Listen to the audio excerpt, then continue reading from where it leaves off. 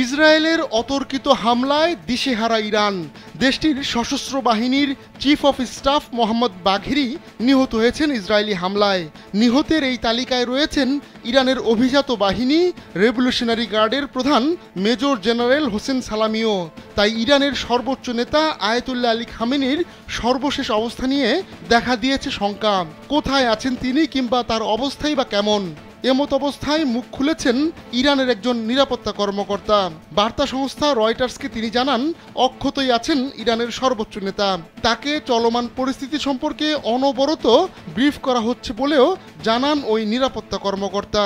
তিনি দাবি করেন হামলায় খামেনি ক্ষতিগ্রস্ত হননি এবং তিনি বেঁচে আছেন।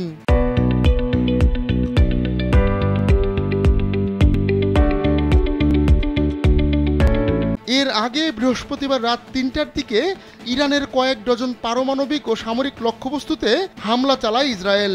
এতে ক্ষয়ক্ষতির পরিমাণ তাৎক্ষণিক জানা যায়নি। তবে এরই মধ্যে পাল্টা জবাব দিতে শুরু করেছে ইরান। ছুড়েছে শতাধিক ড্রোন।